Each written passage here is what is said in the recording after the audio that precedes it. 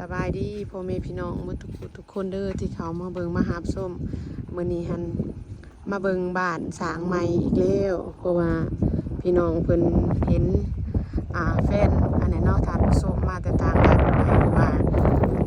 อยากมาเบิงเพื่อนที่ว่าเพิ่นได้เบิงในวิดีโอแล้ว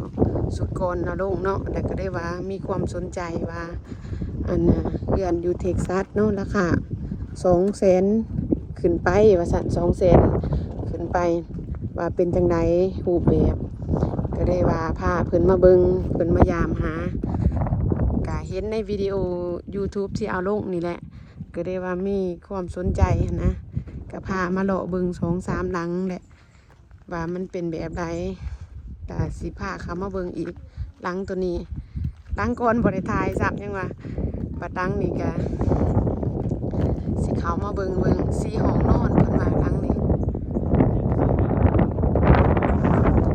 แล้วนี่หันเพิ่นสร้างใหม่เบิดแต่อันนี้ยังหลายๆอยู่ยังบ่ทันได้อันนี้อยู่ในบนเรือนสร้างใหม่นี่มี2บริษัทอยู่เทเรลเท็กซัสเด้อพี่น้องเด้อสีขาวมาเบิงดังนี่เป็นสีห้องนอนให้เขาไปเบิงข้างในเพิ่นมีความสนใจมาแต่ต่างรัฐเนาะมาแต่เมืองเหนือเฮาสิเท็กซัสเห็นแต่ในวิดีโอว่าเป็นแนวใดมาเบิงตัวจริง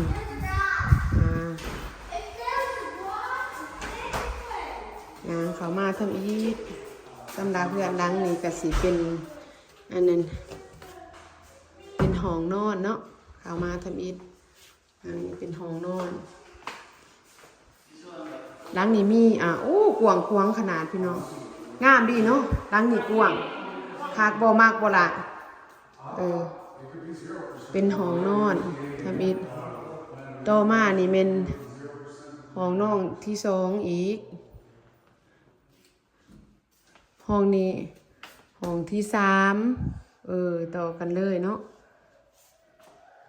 แล้วก็มาเป็นห้องน้ำมันนี่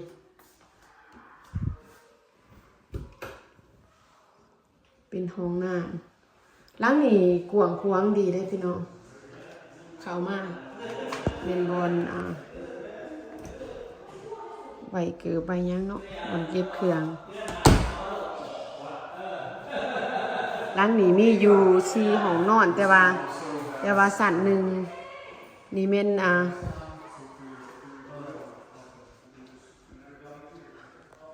ห้องนี้มึงเปิดไฟก่อนนะนี่เม่นการ่าใครออกมานี่เม่นการ่าต่อมานี่ก็เม่นอันนี้อันนี้แล้วก็ห้องซักเครื่องมันนี่ห้องซักเครื่องซักของอยู่บนนี้นี่อย่างประมาณนี้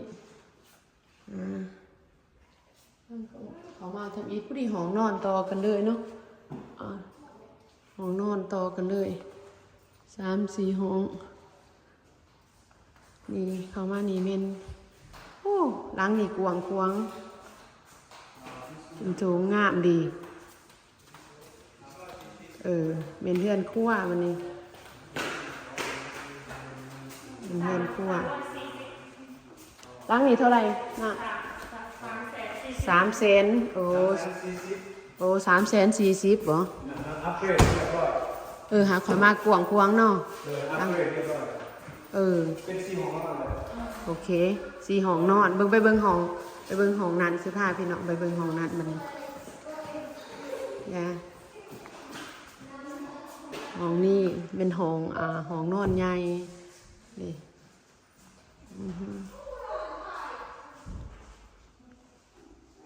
เข้ามานี่เป็นห้องน้ำเข้ามานี่ห้องอาบน้ำนี่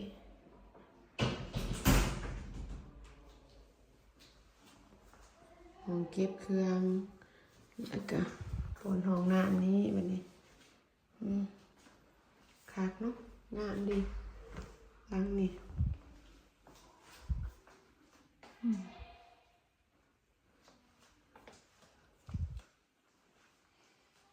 นี่ออกมาคืน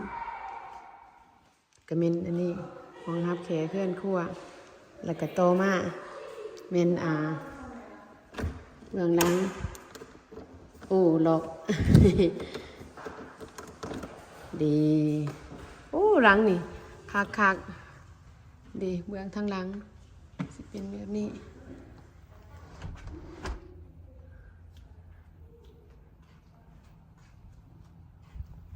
เป็นเดียมๆสวยๆเนาะหลังนี้เนาะเบื้องทางหลังแต่ว่าแถวนั้นยังบ่ทันได้แล้วเบื้องนั้นเขายังสิสร้างอยู่ยังบ่ทันได้เฮ็ดอันแต่แถวนี้หันมีคนมาอยู่แน่แล้วส่วนหนึ่งหลังก่อนนะเป็นตัวนัดยางมากมึงหนึ่งนี่เป็น3 ห้องนอนนี่เบื้องทางหลังขากอยู่บ่พี่น้องงามอยู่หลังนี่หันขากคอยว่า4 ห้องนอนเด้อหลังนี่ไปโอ้มวนลายสิได้นิวฮาว ลูกหลานเฮน้ำกันเป็นปุ่มเป็นง่วนปวนซ้ำนี้กำลังดินกำลังมวนและแลนออกแลนเขา4 ห้องนอนเนาะเท่าไรเพิ่นว่าราคาเอื้อยดื่มเลย340,000บ่โอเคจ้าเอ๋สิออกไปเบิ่งทางนอกแบบคักๆอีกก่อนบาทหนึ่งกันเด้อนี่วิวทางนอกก็สิประมาณนี้เพราะว่าเขายังมาทันได้สร้างแล้วแน่เนาะอยู่แถวนี้เด็กเขากำลังเริ่มสร้าง2 สันมีสันหนึ่งมีเด็กเรือนดังนี้4 ห้องนอน300,000 กว่าเนาะตัวนั้นยังบ่ทันแล้วตัวนั้นคนดังนี้ก็งามคือกันดังนี้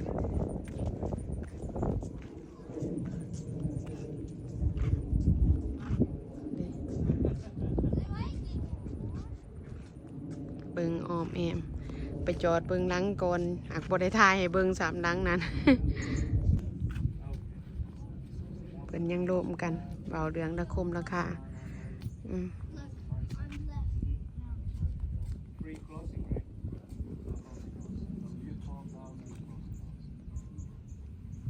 I'm telling you, with all the development coming to Teros, like it's going to be worth a lot more over time. And then we are going home, mommy.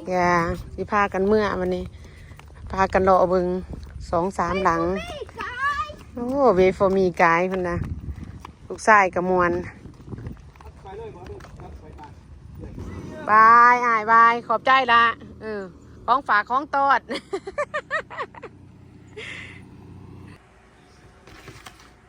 อันนี้เป็นแม่งแข้งน้องสาวเอามาฝากตอน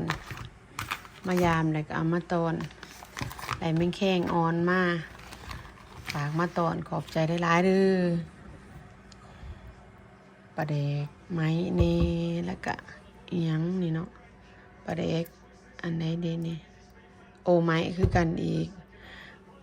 โอ้น้องเห็นหมักทั่วหมักแตงเป็นหลายสงสัยคือทอดเรื่อยแล้วก็เอาปลาแดกตำหมวกกับมีได้นี่เป็นตะแสบพี่น้องเพิ่นมายามเห็นในYouTube เอาลงแล้วก็ได้เอาของฝากของตอดมาแต่ต่างรัฐเนาะที่ว่าเดินทางมาหอดมาถึงขอบใจได้หลายเด้อถึงอายถึงน้องที่มายามหา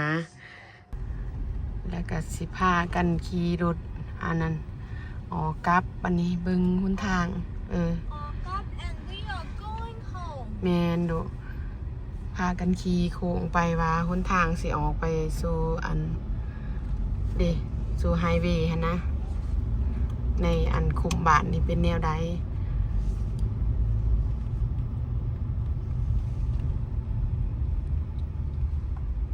Hey, mommy. อย่าลูกพาเบิ่งอันนั้น When Kasima at Jordan house? แมนเด้อเขาจังหมู่กสิมายามอีก At today? เด้อลูก ลูกชายก็ถาม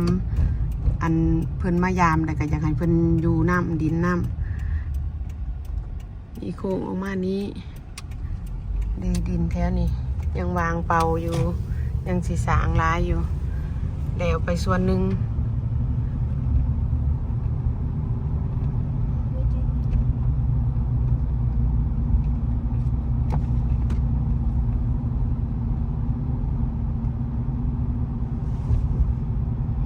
ขี่ออกมานี้ What is Anh not men- looking anh- that way, mommy? อันนี้เป็นสีหลังหูแบบที่อันมาเบิงในวิดีโอคลิปก่อนถ่ายให้พี่น้องเบิงเบิดเขาเบิงทั้งในหันแล้ว ก็ได้บันนี้หลังที่พ่ท่านได้เบิงพากันไปเขาเบิงหนึ่งนี่โตมือหนาเพิ่นถึงสีมาเบิงอีกสนใจว่าอันแต่ละราคาแต่ละหลังมันเป็นแบบไรนะเพิ่นเอารายละเอียดให้เบิงเบิดแล้ว ออกมานี่เป็นอันนั้นเป็นไฮเวย์80นี่เป็นกลุ่มบ้านนี้ Now it's ฮะ tired. มันกลุ่มนี้ซื้อดิราคานี่เป็น200,000ขึ้นไป ราคาอันบ้าน ออกมานี่มันไฮเวย์นี่ขี่กลับคืนมันนี่โอเคสำหรับอันวิดีโอคลิปนี้ก็จบเพียงเท่านี้เด้อพี่น้องเด้อขอบใจได้หลายๆทุกคนที่เข้ามาเบิ่งมาหาบส้มขอบใจพี่น้องบ๊ายบาย